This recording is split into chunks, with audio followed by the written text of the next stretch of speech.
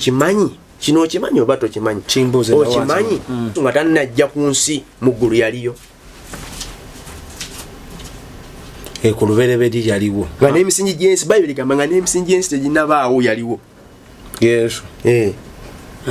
yali mu kala ki yayiwa omusaayi ku lwange nga nzaala ne bamulingiza n'aswala yali ku Yesu byenya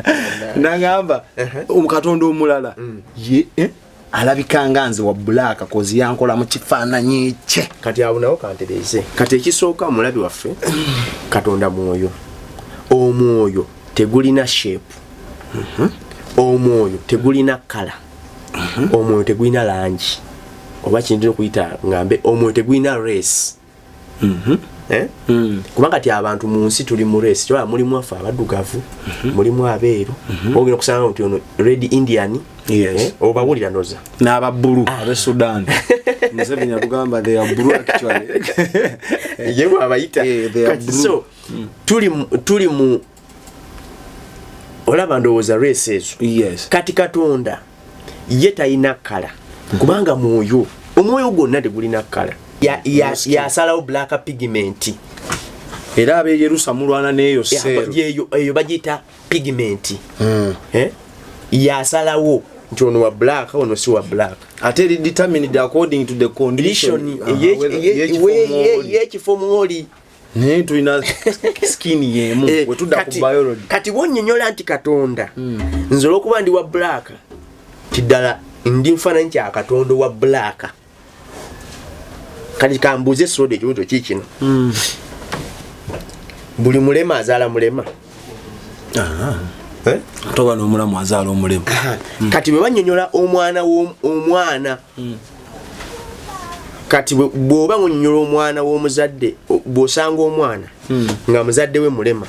ye omumuggyako n'omuwa omulala tosobola tosobola ate ekinnyonnyola nti ono wadde mulema ate oli si mulema omwana kibeera kikyolowooza waliwo DNA endaga butonde kati nze nange ne Katonda n'oyandaba ekitugatta nze ne Katonda ekinfula natula mu kifaananyi kye kadyeni nke kaliko enkulaze nature identity wa abantu bonna era Bayibuli gamba Katonda tasosola mu bantu hanyirako wali okasomye Katonda tasosola mu baki mu bantu naye abantu be beesosola Export TV to the world.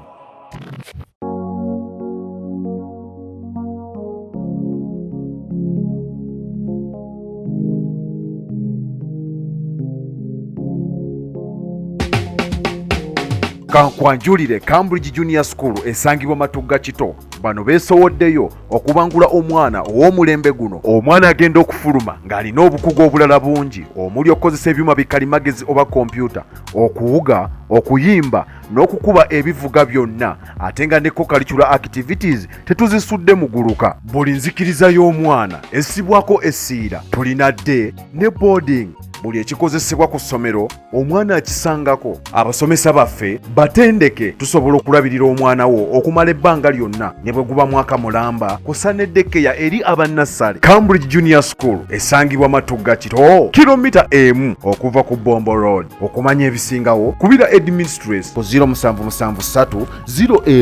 011412 oba kubira director ku 0752 52 Cambridge Junior School, a well for knowledge. Tubaniriza nnyo mwenna mikwano gyaffe abatulaba okusinziira emitala w'amayanja mu Uganda ensi yonna otwaliza awamu eno Export TV ngenda kusaba gwatannaba kusubscribe nga kikole ku lw'obulungi bwo olunaku lwaleero tukomyewo ne Musumba Peter Sekitoleko alina omulamwa gwaleese leero debate nebadde etambula nnyo mu Uganda nga bamu bagamba nze sigenda lokoka kuba Katonda bakulembeza bazungu Yesu muzungu kati Musumba naddayeyo n'atuteekera oluwombo lwaleese olwaleero ekibuuzo kiri nti Katonda mweru muddugavu kagenda tuwoomera so ngenda kusaba osubscribe naye nga tannaba kutandika ngenda kujjukiza gwe wenna nga endwadde zaafuuka oba wafuuka mu Land Road nabo bapangisa abo ng'endwadde zaagula obutuuze mu bulamu bwo ngenda kugamba tosooka kuwanika gezesa aba God Hills Herbal Medicine baneeno ogenda bafuna ku namba y'essimu eri 0706 teekawo 06 64 kyenda 0706 49 baneno basobola n'okutuusaako eddagala wonna wooli bakubireko kweyo ennamba ne ku WhatsApp kwe bali endwadde nga prostate enlargement emmeme ania asthma ulcer sinuses olumizibwa omugongo ne mu nnyingo low sperm count brain tumor diabetes fibroids allergy syphilis n'endwadde endala nnyingi eziri kalanga awo musumba soko babuuzeeko mbajjukiza ba alpha then tutandike balabi baffe kama yebazibwe muliro omuti eyo nze musumba sekitoleko Peter mwe bali kutwagala mwe bali kutugoberera nsiima nnyo bannanga abantu batwagala soda ate kyekinyumira muli kuliko kuna abaana ba Mukama ddala ng'ayagala ekigambo kiri ekyamazima tayagala ekigambo kiri jjuule ekyajjuululu bebatera okuŋŋamba ndokoke so naye yeze musumba sekitoleko Peter church bagita prayer power church ndi ku 075 mukaaga 12 96 98 075 weewaawo nkubirako tusabe ate era twogeremu weewaawo kale nno gwe nno olina omukolo mbaga nedda olumbe nedda mbaga kwanjula mugagga aleese yeefiisiza tumanyagana munno mukabi niigiina pate buli kika kya mukolo ng'oyagala videos ennungi n'ebifaananyi ebirungi kubira Alpha Media Production ku namba y'essimu 0770944266 balina branch mu Western Uganda ne masekati g'ekibuga Kampala wano eno ate eggwanga lyonna balitalagga ate be bamu ba Export TV so mutukubireko mutuwe emirimu emikolo gyammwe mugituwe embeera etambule bulungi musumba bunnange nakitegeera juzi nti muna Katonda ne Yesu bazungu bakala era ffe tulina kusinza Black Jesus oba Katonda wakala kimusumba lowooza omulabi waffe kansoke mala okutumira ko bayina babatulaba abalaba service online buli lwa Sunday mwebale nnyo wabula n'abakomentinga bwe nakola story ya papa waliwo omuvubuka yasinga omukulu w'ekitiibwa tukutumidde kusijja kumuyita muvubuka simumanyi bwayenkana Kabito Francis banayolia okatuliki bumuli musayi actually mwagala nnyo okubanga twawukanya byetukirizaamu ate kinfula mulabe ne waliwo yayomba munko ne yayomba naye era mutumidde ne Kabito waliwo yakitwala munko personal naye ekirungi buli kitwayogera kiri backed abiwulira bakabi so omukulu Kabito nkutumiddeko ssebo kama akumpeera omukisa amina awali omulala ku story yange gye nakoze ya lwaki abalokole bafuna ebirooto by'abafu waliwo sister bamita sister Sara Mirembe bannange enjiri yonna okusomesa kwonna yakusummarizinze mu message mu comment section nabiteekamu Mukama amuwa omukisa Mukama amuwa omukisa naye waliwo n'ataabitegedde oba Emma yagaye musumba kitegeeza alota nnyo abafu kyolaba amanyi bingi ku bafu yaŋŋambye nkwegendereze naye kambuuze kati pastor bw'asomesa ku bwenzi kitegeeza abamwenzi ogera kyolinako experience ogamba olokole mugamba mbomala kukola bibiri nnyo n'olokolokoka kati kambuuze ekirala Yesu yagamba sani yajja okubba okuta n'okuzikiriza kitegeeza yabbanga naye yattanga naye kyaba yamuyiga yemu abatugamba abiddemu nabyo okutta kubi wali oseeko n'olaba nti kubi so kati okusomesa Mukama atuliisa okumanya by the way ekyawandikibwa kigamba nsomera ku bikkulirwa 2:24 Revelation mu baana ba Mukama kubikkulirwa weeyayo Revelation 2:24 naye mmwe mbagamba abasigalawo ab'omusuwatira abawa Paulo gundi Yokaana yalinga ayogera n'abantu abo abali mu kitundu ekyo bonna abatalina kuyigiriza kuno abatamanyi byabuziba bya Setaani jukira Revelation kino ekitabo kyawandikibwa Yokaana omutume Yokaana naye nga aliko bino Yesu yabimubikkulira yennyini kyo bakiyita the book of Revelation byawandika si bibye buli kyawandiika kuba yali ku kizinga kye bayita Patimo mu Italy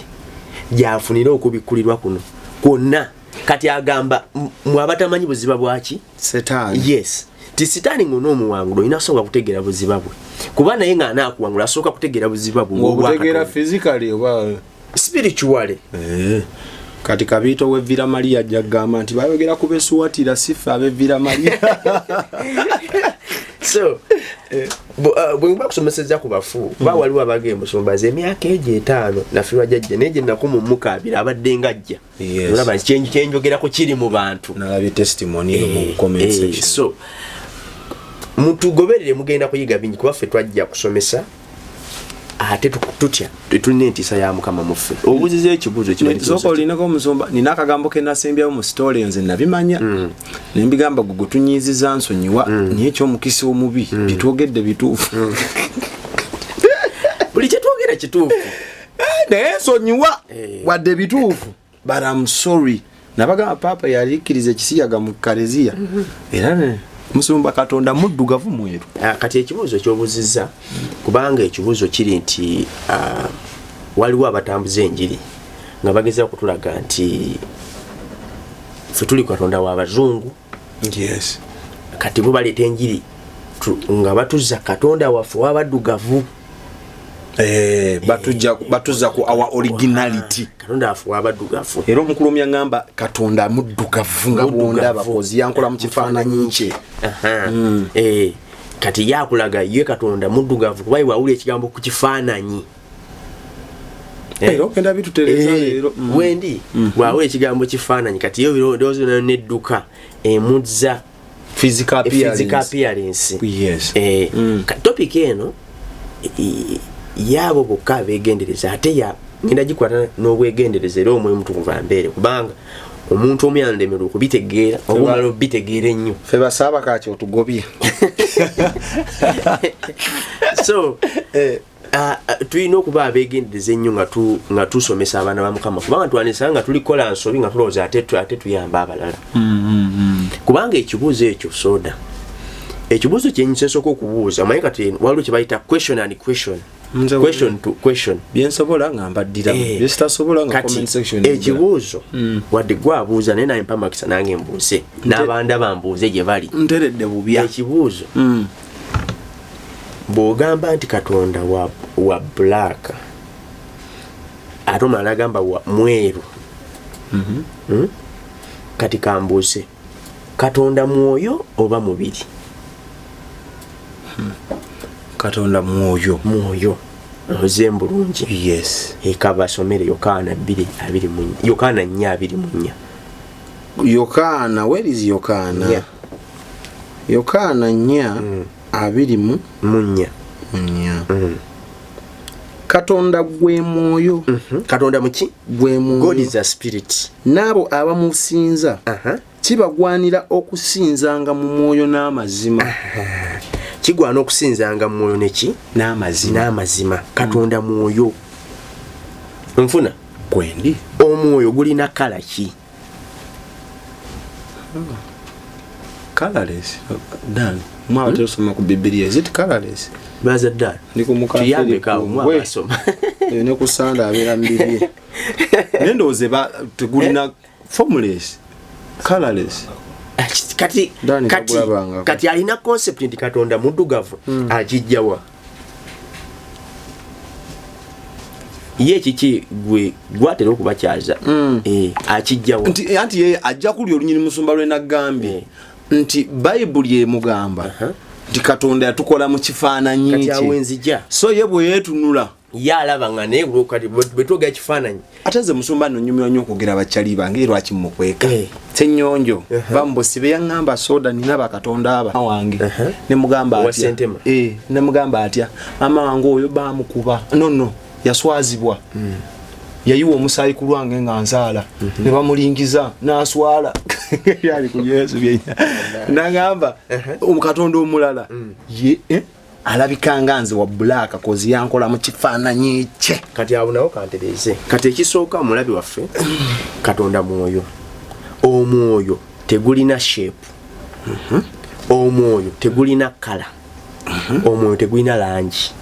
oba kintu okuyita ngambe omwoyo tegulina race kubanga ti abantu mu nsi tuli mu race mulimu afa abaddugavu mulimu abeeru ogenda kusanga nti ono red Indian Yes. Obawulira noza n'aba blue abe Sudan Museveni atugamba they are blue actually yewe abayita so tuli mu olaba ndowooza race ezo. Yes. Kati Katonda ye talina kkala kubanga mwoyo omwoyo gwonna tegulina kkala. Kati lunyiri luli lubereberye mmeka lubereberye 26 lubereberye tugendeyo nkulage mundagane lubereberye Genesis 26 agamba Katonda n'ayogera nti tukole omuntu mu ngeri yaffe ogenda kusoma neyozo okuba y'Oluganda waliwo bwewete ebi mu kifaananyi kyaffe tukole omuntu mu ngeri yaffe mu kifaananyi kyaffe bafugenga eby'omu nnyanja n'ebibuuka waggulu n'ente n'ensi yonna na buli ekyewalula ku nsi. Kati abakola bo bali mu kifaananyi ki? Kanoonye ey'Olungereza egamba liudda that is Genesis olusooka 24. And God said let the earth let the earth bring forth living. Then God said let us make man in our image after our likeness. Tukola omuntu mu kifaananyi kyaffe oluvannyuma lwa likeness. Likeness kyeki enkula enfaanana ki enfaanana. Kati ekigambo kye bayita likeness kinyonyola ebintu bisatu. Ekisooka kinyonyola nature. Kinyonyola kye bayita nature identity oba purpose. Kati Katonda wano tali kukola muntu nti afulumire mu black color nti omuntu kubanga soda omuntu yaliwa omuntu kiki ekinyonyola omuntu anyonyolwa ki according to what biblical oba biblical anti era bano tulira mu bya Bible somba nongase mu njiri sitoli nze ndowooza ekifuula omuntu omulamu that is the omwoyo the spirit katugeze soda olwaliro nga bwendabise mu saati si kyekikulu era tomakingira ku saati kubanga enkyanja enesene saati evaamu nenfunira kati gwe bwoba akwata saati nga bwayambadde white n'obumuli muli buno nti oyo ye Peter oyinza nosanga ye bufaanana kati tegeeza enkya bw'onondaba ngamba atoyo mulala era you remain the same. Kati Katonda gatukole omuntu let us make a man ey'oluzungu yino eno bagiyita gundi bagiyita amplified egamba God said let us wano let us kalimu abantu aba kalimu Katonda kitaffe Katonda mwana Katonda mwoyo mutukufu mwoyo mutuukirivu ono n'agamba nti make mankind in our own image mu kifaananyi kyaffe after our likeness. Omuntu akolebwa ne afterward copy mwe bakola mu likeness mu kufaanana kwani kwa Katonda mu kufaanana kwa Katonda mwe bamukolera ka likeness nkinyonyola ebintu bisatu nature nti nature ya Katonda eriki Katonda is a spirit Katonda mwoyo era naffe tuli naffe lwadde twambadde ombine tuli naffe myoyo. Kati kino olw'okubaze ndi wa black oli wa white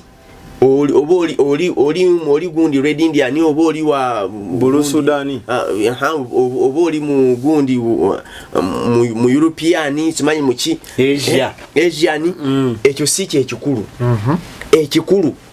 gwe bankolamu ye haliki kala ye eriki abo bana banyonyola gwe gwani who is the you gwe kati ekyo nature kuba kati kino nti black ekyo just color zaffe ng'abantu physical appearance naye ekyo tekireetawo kiri nti Katonda naye wa black ti oba kati Katonda naye wa white oba Katonda no nze oli eyankola yeki Katonda mwoyo. Naawe kyeki kufula omulamu mwoyo. Era nze yenzenze kubanga omwoyo oli Katonda nfanana tufananya ki mwoyo. Kye kifaananyi kiri kye yantondamu. yatonda mwoyo. Mwoyo kye kifaananyi kiri kye yantondamu. Olwokubanga nyambadde obuddugavu ng'oli ayambadde buzungu ayambadde obweru tekitegeeza nti yalina Katonda mulala nange nina mulala. Onfuna wendi. Kati ekirala ngambye ekirala gundi ekirala kyeŋŋambye identity embala nti identity kuno bwe tuba tutunula embala tutunulira who are you gwani yembala embala Katonda bwe yali ankola alina bye yanteekamu ng'omuntu ebinfaananya nga ye nti yanzimbamu okwagala naye akulina era Katonda kwagala. Katonda alina gye yanzimbamu ekyo kyenyula likeness mu bufaanana. Owulira ndowooza. So kati ekyo ekirala kiki ekirala appearance physical anti kati nature kyekimu nga gundi identity oba appearance nti endabika muli nti nange Katonda asobola okopalatingira Katonda asobola okukolera njagala kukozesa nnyo Oluganda Katonda asobola okukolera mu gundi bbiri akolera mu nsi y'obuliwo n'akolera ne mu nsi y'omwoyo. Nange omuntu obusobozi bwe yampa nange asobola okukolerayo ndabikira mu nsi y'omwoyo ndabikira mu nsi y'omubiri kwendi. Kati ekyo kyekimu ku kinfaananya Katonda kyekifaananyi kye kyayogerako si langi. Si langi. Katonda mwoyo nti fe abaddugavu tulina Katonda mulala olw'okuba melanin nti fe tulina mungi bali bo tebalinaako yadde. Actually melanin mu science melanin that is the black pigment yasalawo black pigment era abe Yerusa mulwana neyo sero eyo bagita pigment yasalawo nti ono wa black ono si wa black ate determined according to the condition yekifo mwoli naye tulina skin yemu wetudda ku biology. Kati wonnyonnyola nti Katonda nze olw'okuba ndi wa black kiddala ndi nfaananyi kya Katonda wa black. Kati kambuuze sode ekibuuzo kikino buli mulema azaala mulema. Toba n'omulamu azaala omulema. Kati bwe bannyonnyola omwana kati bw'oba nnyonnyola omwana w'omuzadde bw'osanga omwana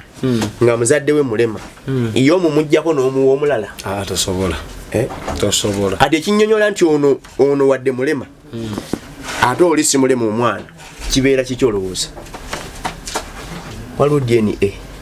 endaga butonde kati nze nange ne Katonda n'oyo andaba ekitugatta nze ne Katonda ekinfula natunula mu kifaananyi kye kadyeni nke kaliko enkulaze nature identity kyekinyonnyola teri ebyo byalangi zamu ebyalangi bifu Katonda mwoyo omwoyo gulina langi kawedde mudda. Kati ekirala kati ate oli bamusumba nedda Katonda yetu mutegedde wa langi ate era mwoyo manya Katonda mwoyo talina langi ate Yesu ye wa black black Jesus ekyo nakyo kikyamu. Kati kambuuze okimanyi kino okimanyi oba tokimanyi? Okimanyi nga tannajja ku nsi mu ggulu yaliyo ku lubereberi yaliwo nga n'emisingi gy'ensi Bayibuli gamba nga n'emisingi gy'ensi teginnabaawo yaliwo Yesu. Yali mu kala ki? Ndoozera mu spirit. The color tugambye color colorless yali in the spirit form formula. Kati tuleme kukyamya abaana ba Mukama kubanga Bayibuli egamba bw'osoma Bakolosayi 5 nti Yesu yaliwo. Somayo balabe tutambulye mu byabo. Ate kibaleetera okugira ono omujungu tegwabalaga ono omuzungu azanya firimu Bakolosayi weeyiko. Kati ate baagala era kuzanyisa Yesu waggulu. Baagala kuzanyisa Yesu ate tulabaga filimu za gundi zaki ezaba Abafirika nga azanyenga Yesu bakolosa yemu fa Abafirika fe soda labayo kade kino kyoleka nakyo kitangazi fe tusalawo okuzanya twaga kuzanyisa watermelon twaga kuzanyisa sujju twaga kuzanyisa ndekuze egoba yefe abalemerwa okwezimba koki tuzanya jini lyentwe jini lyentwetwe kati yefe abate branding mu ngeri eri international musezi webukunja naye singa naffe tusalawo tuzanye filimu ya Yesu ne tunonye ebyuma ebisobola okukwata ekintu ekyo ekituufu tunonye abantu abategeera abalina mu Bible mufuna osanya filimu ya Yesu nofuna omuntu ng'alina mu Bible mu mutwe sajja abayinza okugamba muvodde Katonda temumakale abazungu bayinza okugamba muvodde Yesu muvodde anti kati kankugambe nti tukkiriza abazungu ffe kati ffe yefaata abagulumiza abazungu nti tutya nti ffe kuba kati ffe omuntu batani kugamba nti Katonda ono olaba disunity mulaletera okwenyuma Katonda wa abantu bonna era Bible gamba Katonda tasosola mu bantu hanyirako wali okasomye Katonda tasosola mu baki mu bantu naye abantu bebesosola abantu twesosola oyo Katonda w'abazungu oyo Yesu waffe abazungu be balina okukola kino Katonda yatulaba nga tuli muntu atya kyobalaba bwe yalinga afirira abantu ffenna teyayawulamu nti abaddugavu mulinde Katonda wammwe munindo oba oguddako nti oba namwe abazungu mulinde gundi Yesu wammwe ajja ffenna yatufirira ki at once era Bible Katonda bwe for God so loved the world Katonda bwe yayagala ensi n'abantu nti bano abeeno bwe yayagala continent ya Africa oba Europe North America South Asia sorry Europe si continent Europe continent nti oba nti bwe yayagala Europe n'okuwaayo n'awaayo naye ensi yonna kati ndowoozaako nakeera onfuna kati kambuuze era waliwo ekibuuzo kirala kati bwe tuba nga tugamba nti Katonda wa black oba Katonda wa white jjajjaffe y'obuluberebere Adamu yali mu kala ki tebamukiririzaamu bagamba oyo waabali era olya ngamba soda yambuuza gwe taata waani amuzaala ne mugamba yo omugenzi simanyi kyembe endawula lukanga erwalira ngamba oyo jjajjaawo bali bajjajja babali Abayisirayiri Adamu si jjajjaawo nempanika nenzira ku kyembe wange andi kati buli omu soda adifendinga ekintu ng'oluusi nga bwakyagala kime ate nga takozeseza byawandikibwa kuba kati yo Katonda oyo agamba ti Katonda wa black asoma Bible ki asoma kitabo ki ekimugaidinga oba yeetaga kitabo agisoma eriwa Bible ate nga yaka Do you believe What? that it's possible to cure from diseases like fibroids, hernia, prostate enlargement without surgeries? Yes, it's only possible with God Heals Herbal Medicine. We also have medications against ulcers, prolonged constipation, hemorrhoids, syphilis, gonorrhea, back and joint pain, low sperm count, high blood pressure, sinuses, UTI, asthma, allergies, sickle cells, low immunity, liver infection, kidney infections, etc. We are located at the entrance of New Tax Park, Hijab City Arcade, shop number GF34. We also offer banking agent services. For more information, call +256 70 60 64 923. God Heals Herbal Medicine. Katonda w'abazungu gwe mmanyi agisoma yangamba mu Bible mulimu ebyamagezi n'ebyekisiru njogedde nga bwe yakyogera bannange sikyange musonyi oyogedde byoli reported speech. Yes, reported speech. The other man told me that Bible namubuuza ebyo byogamba ng'owabye abantu ne mugamba Bible bwetyo bweyogera ko ye Bible njikiririzaamu namubuuza ogikiririzaamu nangamba njikiririzaamu ne mulimu ebyamagezi n'ebyekisiru ate abazungu ey'abazungu ginonyamu ki ne mujjako engalo ekitegeeza nti amazima agamanyi kati oyo bw'atyo Bible emwogera ku mbadde ngiye kusoma Bakolosayi muleke sooka osome gundi Timoseewo ekisooka 4 Timo etuwoninga ku bantu bwe batyo Timoseewo ekisooka 4 okutandikirawo naye omwoyo ayogera lwatu nti mu nnaku ez'oluvannyuma mu nnaku ezaki ez'oluvannyuma zino ate zino kuba zino nnaku ze tulimu za luvannyuma yaŋŋamba mbu oluvannyuma mululanze naye terutuukayo nawe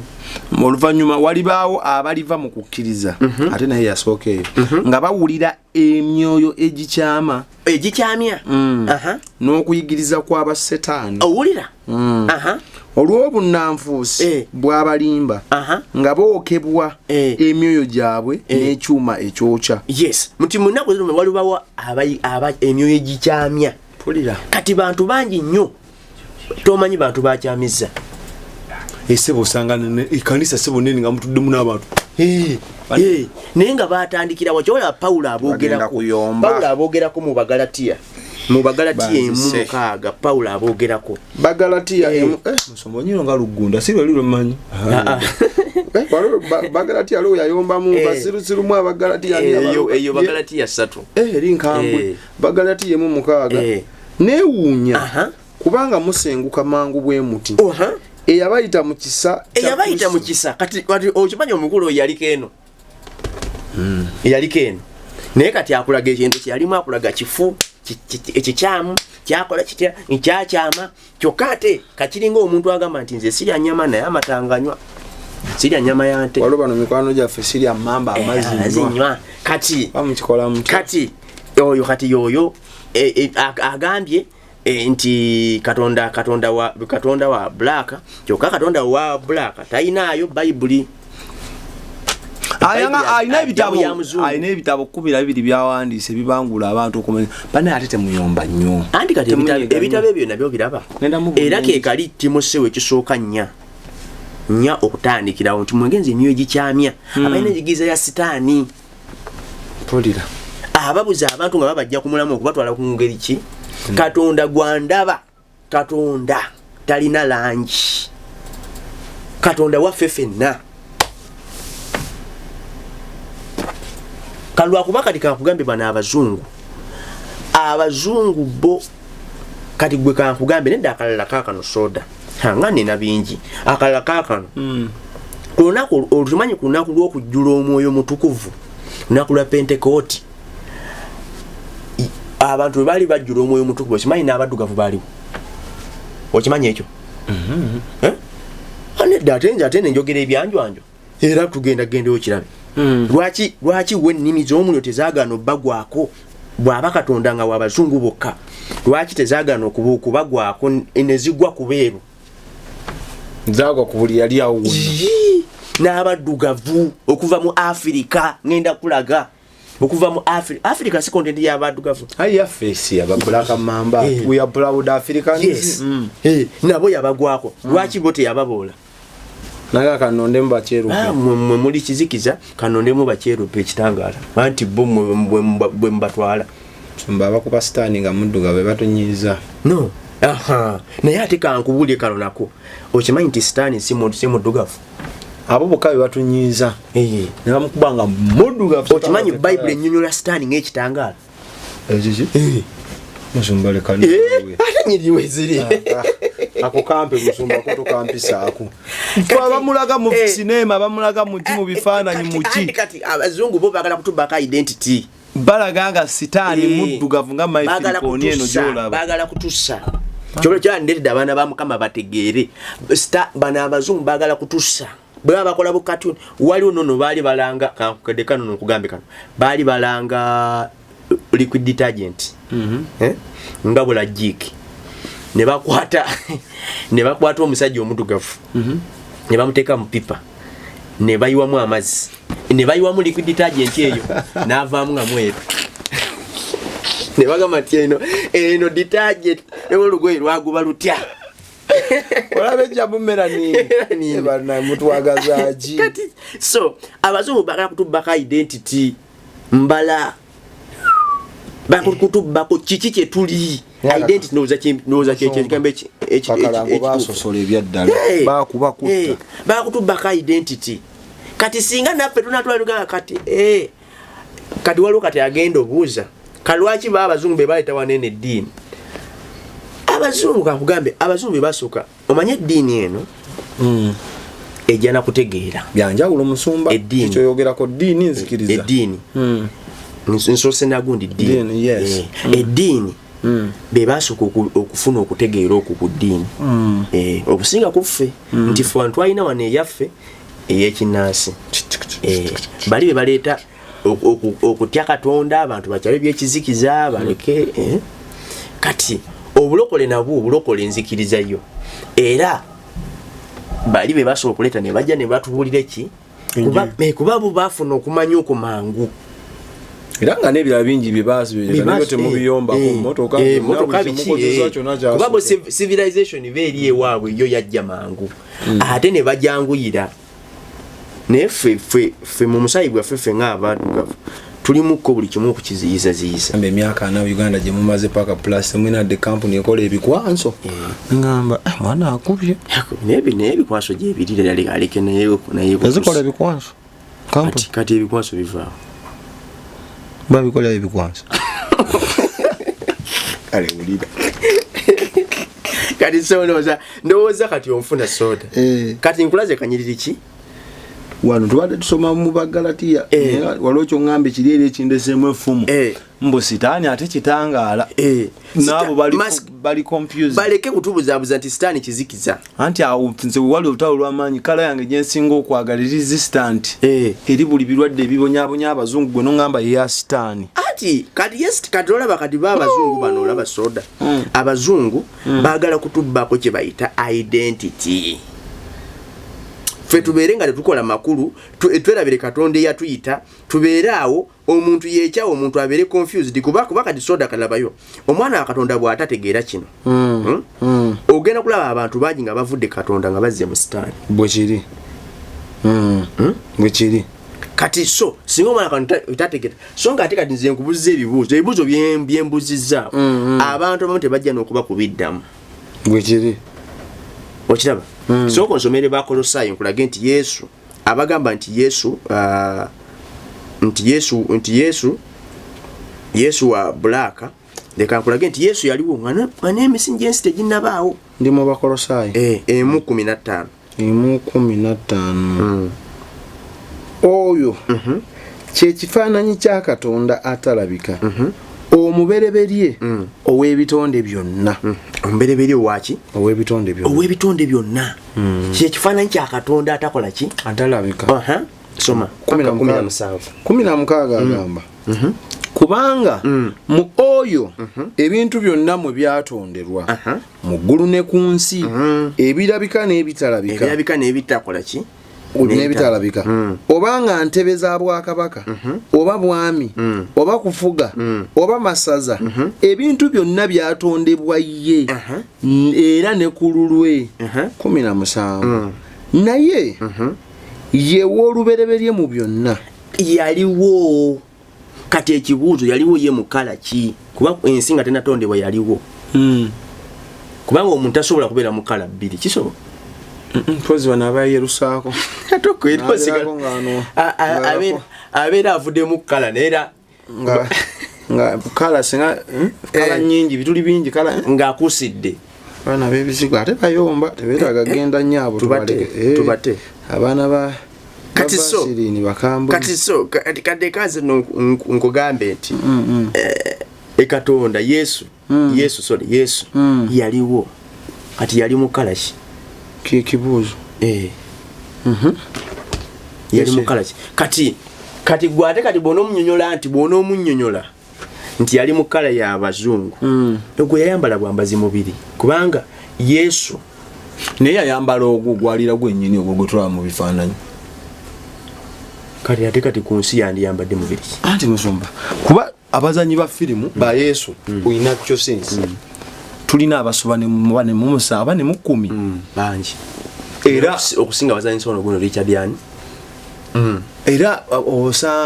osanga nga ne mu madini agasinga go ba fronting sanga Yesu question ya firi ne kubisenge kyolanze simutimba yo bwatira bwe yali afaana omubiri gwe yayambala gwego andi kati batugamba bwe bate ngono kitegeera obulungi Yesu azalibwa Mariyamu yali mu nsi ki ye bali ludda Yuda ya Isirayiri Mariyamu ava mu layini yani si Daudi Yosefu yava mu layini ya Daudi ali Mariamu mfuna ngufuna Mariamu ngana mwogedde wano mu Bible tali mu layini ye bweti Bible tekirimu kati Mariamu yali mu kalaki kubanga Yesu ayambala bwambazi mubiri guno ogwensi kubanga ajja mu bantu abambadde omubiri nga bwa amayembe nabo wekabambala ku mitwe ayambadde mubiri kati kitegeeza ekyo ayambadde naye ye Yesu ye kyenagambye kiri nti bwonnambira ku lugoye kuno kabaka weddemu nogamba musumba Peter ye wa white bwe nayambala red abakale bano bamikwano gyaffe abakyala abyokuba makeup n'omusanga nga asayininze njalo musanga kaba yazuukuka kati Yesu wano bwe yajja yambala mubiri naye Yesu ye yaliyo kino just incarnation kubulukukira ayibulukidde mwani mwono yaza azze nayambala omubiri n'abeera waneeno ku nsi era Yesu atulaga nga azze leka nkulage basomere Yokaana 15 nga sinnakuwa kanyirika lyaka Yesu akasitaani nga malayika w'ekitangaala Yokaana Bible edduse Yokaana 1:15 Yokaana weiko wapi Yokaana 1:15 gamba bwati sorry 17:5 sorry Yokaana 17:5 ali kitange ne kaakano ngulumiza ggwe wamu naawe mu kitiibwa kiri kye nnali nakyo owulira awamu naawe ng'ensi tennabaawo ngulumiza okasomye katereze ngulumiza ggwe wamu naawe mu kitiibwa kye nnali nakyo kitegeeza yaliyo ng'ensi tennabaawo owulira akasetimenti ako kafuna yaliyo kati amaze emirimu gye ku nsi agamba ngulumiza kubanga byonna era busomaga byonna mbikoze ngulumiza mu kitiibwa kiri kye nnalimu ki ng'ensi tennabaawo awo tebalina kye bagamba omubiri gwabwe aguleseewa ono mu ttaka alinnye awo tebalina kye bagamba kati ate by the way era bw'osoma Daniel 3 tumulaba Yesu munemu ndagaano enkadde gyali era waliwo anti kati awo waliwo ekibuuzo Yesu mu ndagaano enkadde ayina we yalabikirako mu ndagaano enkadde wasooka waawo Daniel 3 kutandikirawo 25 tetulina budde naddamu n'ayogera nti laba nze ndaba abasajja bana nga basumuluddwa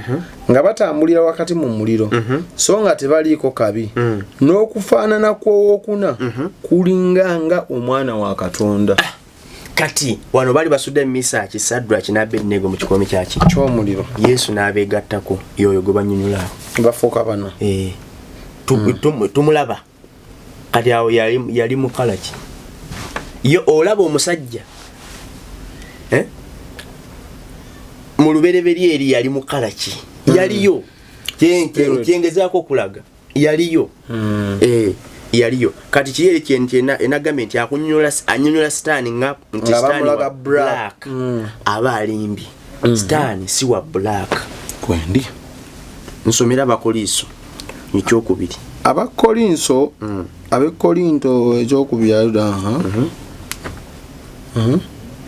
ndi mu Bakolinso ekyokubiri kutandikirawo ntandikira 11:14 agamba so si kyamagero kubanga ne sitaani yeefaananyanga malayika w'omusana kati bano abanyonyola sitaani nga bamufaananya malayika w'ekizikiza bakijjawa abantu bakabagattulwanyisa kubanga jjukira labayo kino sitaani nga tannafuuka sitaani yali Lucifer yali malayika eba mu kalaki kyogamba bwe yagwa ku nsi n'afuuka black era maama mu race zonna ku nsi kuno langi zonna yalondamu yaffe ayite yafune kale ataliyo ne yefula wa buli wanjawulo naba unique ne yaffe mama kati bageza kutulaga nti fika ndatwagala era kyola basitani naye ali mu kala yammwe gwokimanyi nti buli kikolimo kyonna mu lubereberye mu kyamateeka 10 mu kyamateeka 28 otandikira ku 15 bakiteeka ku baddugavu bagezaako tulina okutegera Katonda baleme okutulowoozesa nti Katonda era ffe atulaba nga kisiraani Katonda tatwagala era Katonda w'abazungu tumwesibako bwesibi era ffe tulina Katonda waffe omulala yoyo Katonda yatonda eggulu n'ensi ye Katonda waffe tewali Katonda mulala atalina langi era atasosola mu bantu akanyika agamba mu bikola by'abatume Mukama Katonda tasosola mu bantu Yokaana 3:16 gamba nti bwe yayagala ensi n'okuwaayo n'awaayo eri abaddugavu eri abazungu ensi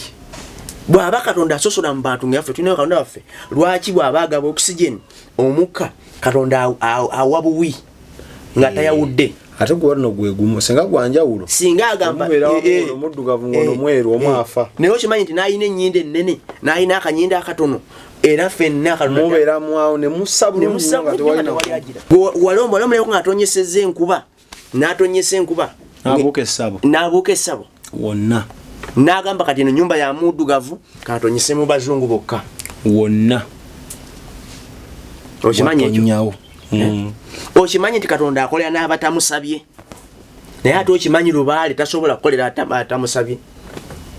ate n'omwana mu Lubaale osaba n'owange kati Katonda waffe si muzungu si mweru naye Katonda waffe mwoyo God is a spirit. Yes. Era atwagala ffenna obutasosola talina gwasosola kati bw'ogamba nti gundi n'omuzadde wo nti mbunno Katonda bwe yali akola abazadde baffe yagamba these are co-creators sigamba co-creator yasoma akitegeera to co-create tegeza abayambako mu kutonda naye si bakatonda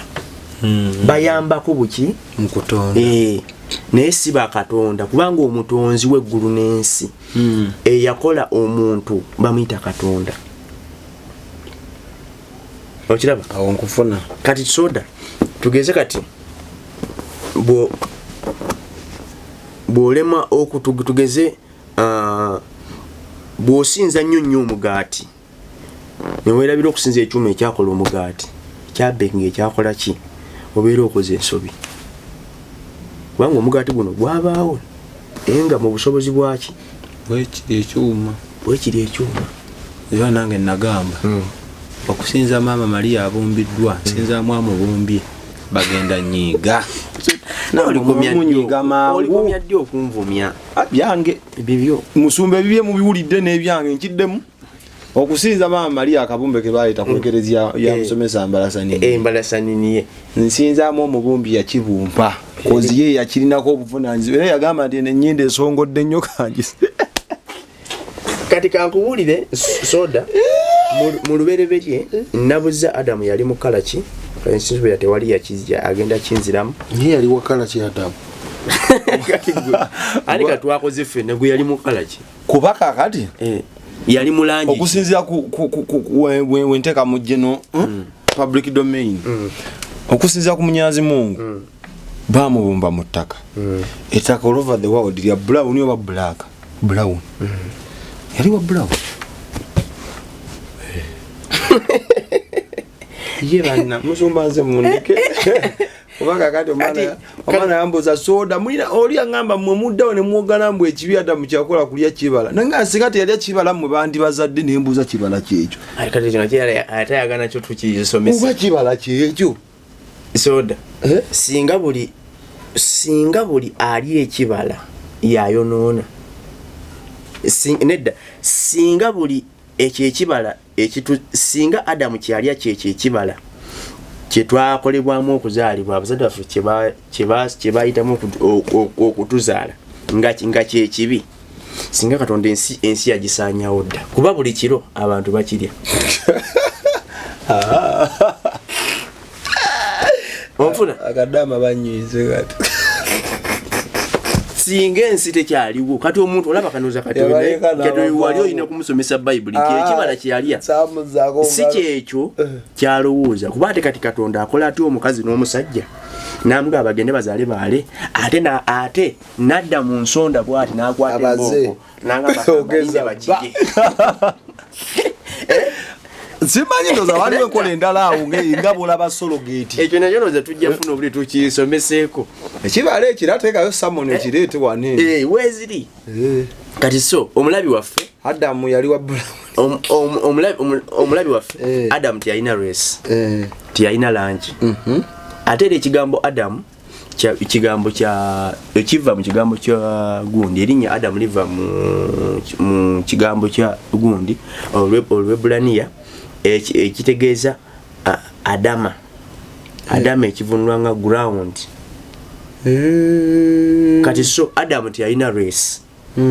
so kati okujjako mpozi oli nga yeyagaliza wajjo gamba yali wa black yali wa white ninga ye tiyalina race yonna so nze musumba sekitoleko Peter Mukama Katonda abatwagalire mutugoberere abuuza n'ayomba atereza kama abampera omukisa bana abagala musumba Peter mugende maaso n'omwagala kano musumba kange sikako buli lwa Sunday tubeera ne service kuno kwennyini ku expo sawa nya paka saa 8 osobola twegattako ogenda kukolebwa bulungi so nawe atanaba subscribing ngolape story no kindly subscribing gwe wenna anyize mukwano obutungu obuno tebina kibugenda kuyamba just genda mu comment section oteko comment yo kibuzo kyo musumba ajja kuddamu ate nawo boyina wennyonnyola endala expose gule namba kwezi tukubiro je wano onnyonnyola ensi for now bye Export TV to the world.